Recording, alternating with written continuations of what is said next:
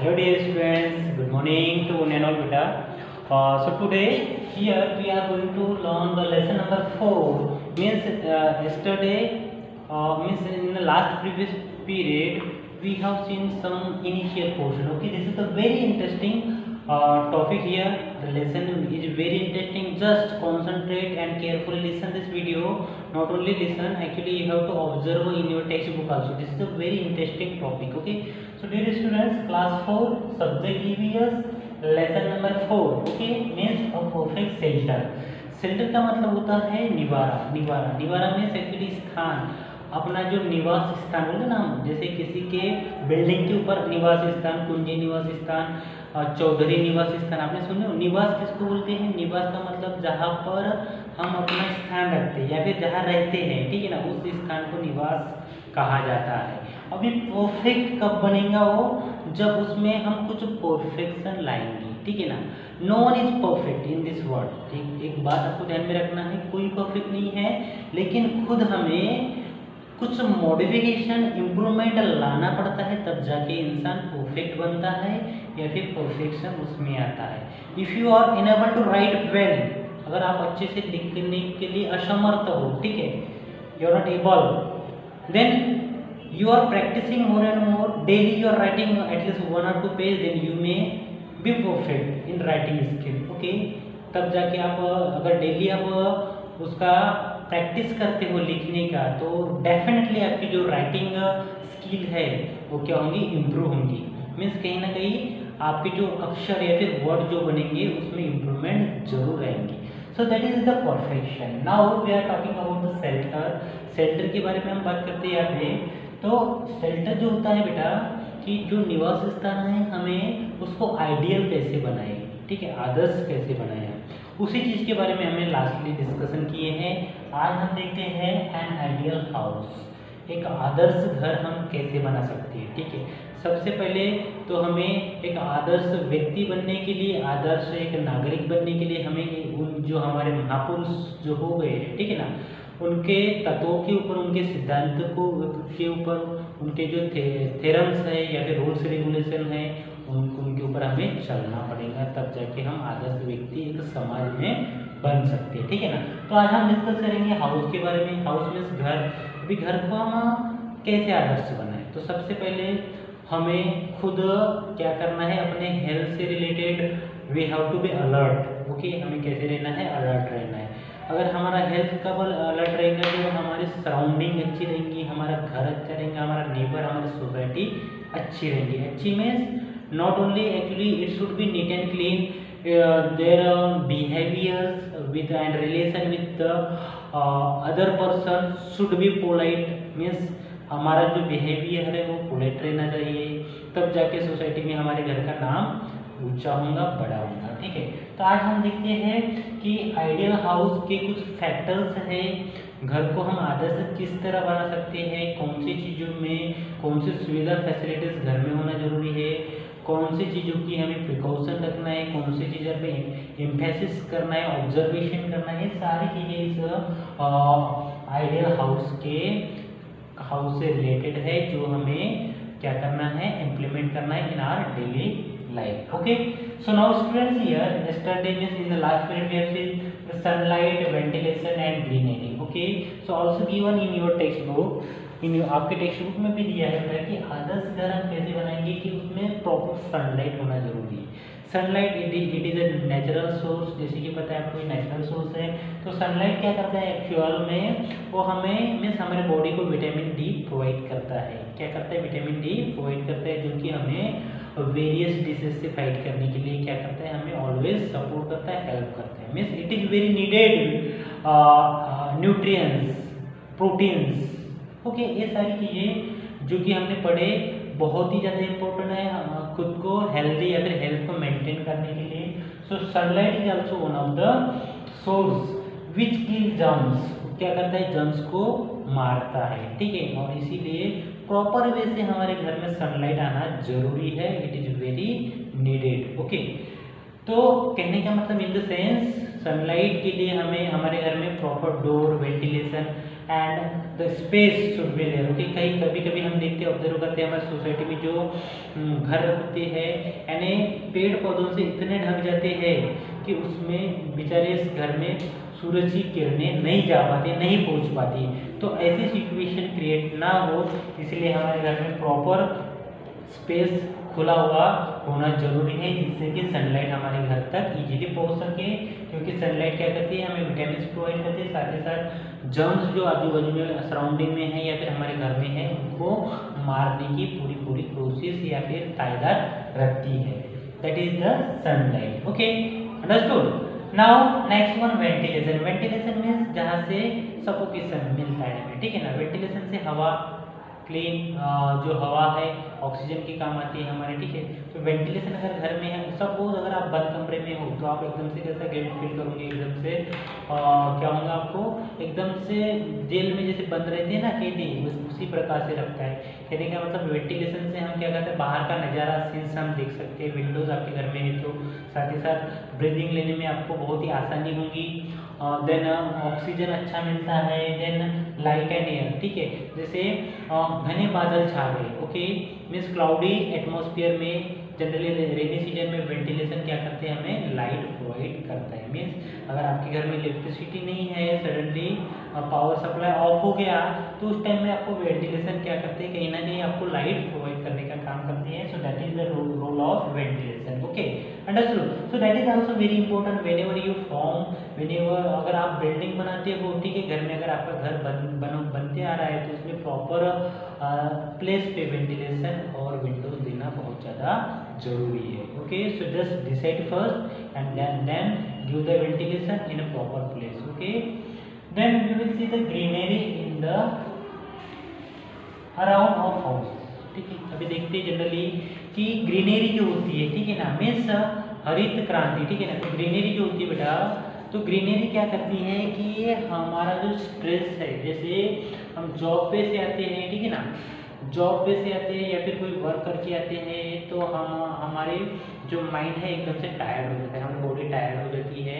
तो उस समय क्या है, ग्रीनरी में हम वॉकिंग करते हैं, वॉन्डरिंग करते हैं, ठीक है। कहीं ना कहीं हमारा जो स्ट्रेस है, हमारे माइंड में जो स्ट्रेस है या फिर परेशानी में है, तो ग्रीनरी में अगर बैठ जाए या फिर किसी गार्डन में बैठ जाते हैं तो we feel very exciting there, we feel very calm there, एकदम शांत लगता है, ठीक है ना। जो सारे पशु पक्षी हैं हमें चिलबिल करते हुए दिखते हैं।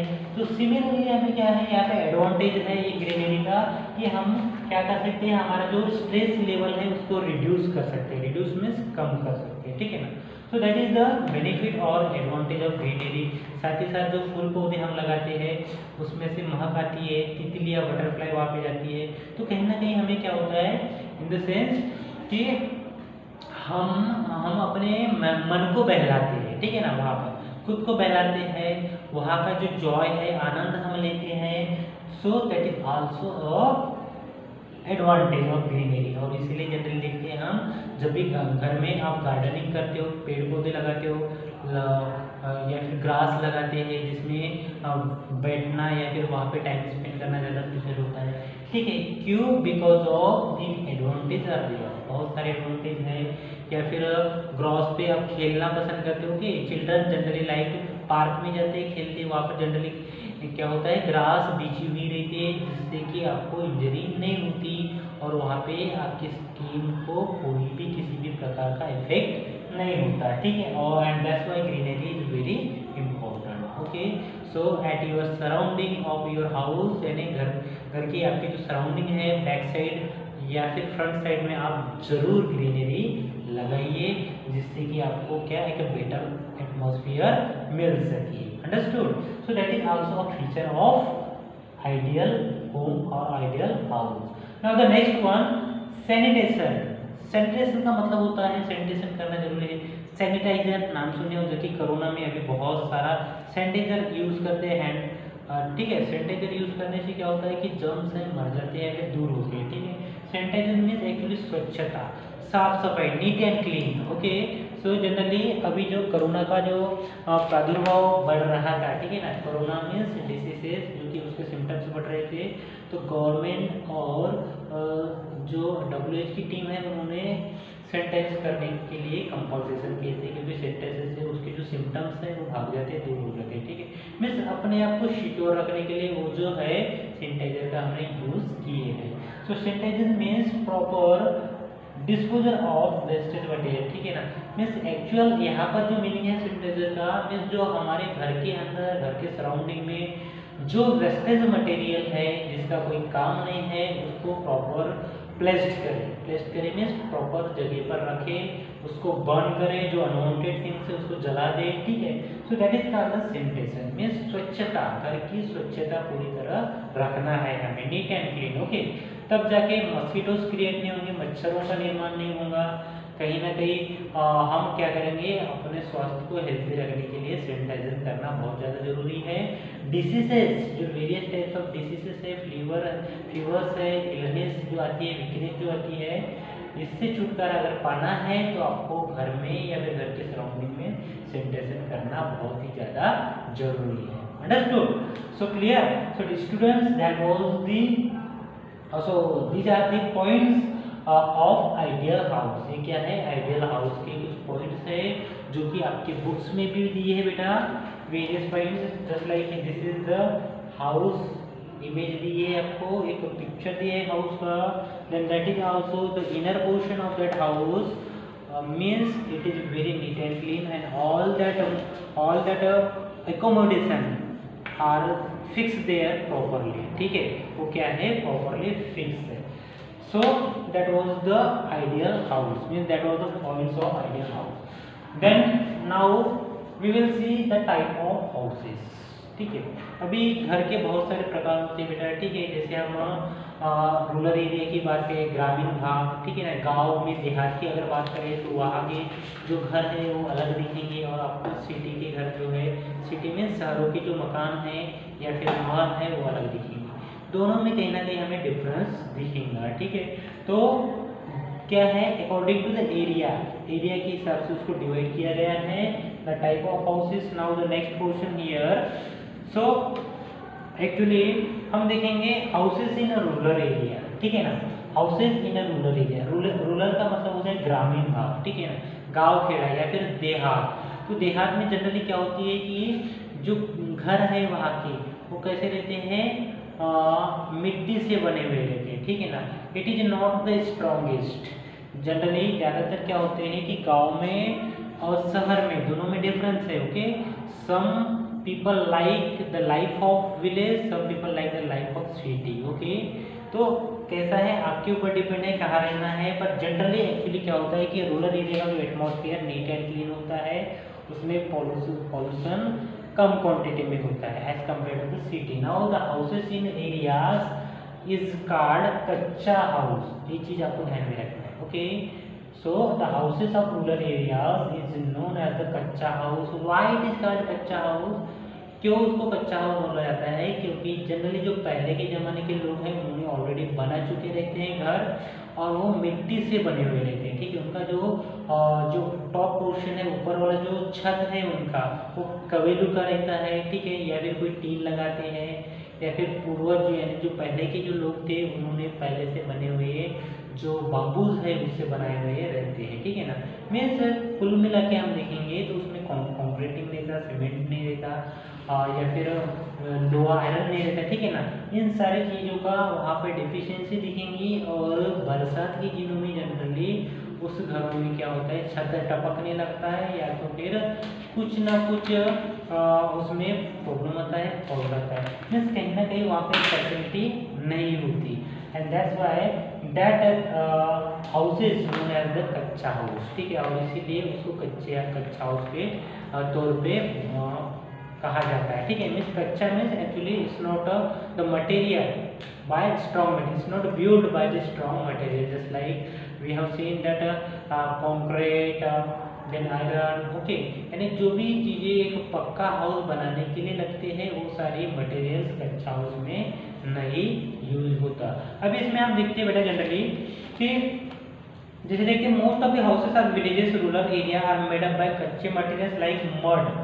मड मीन्स, मड का मतलब होता है कीचड़ से बनाए हुए। ठीक है ना, then straw and dry leaves, ठीक है, कुछ लीव्स पत्तियों से बनाए ढके हुए रहते हैं और उसमें कभी भी उसमें पानी घुसने की आशंका होती है, चांसेस होते हैं, ठीक है, और इसीलिए उसको कच्चा हाउस बनाया गया है, ठीक है।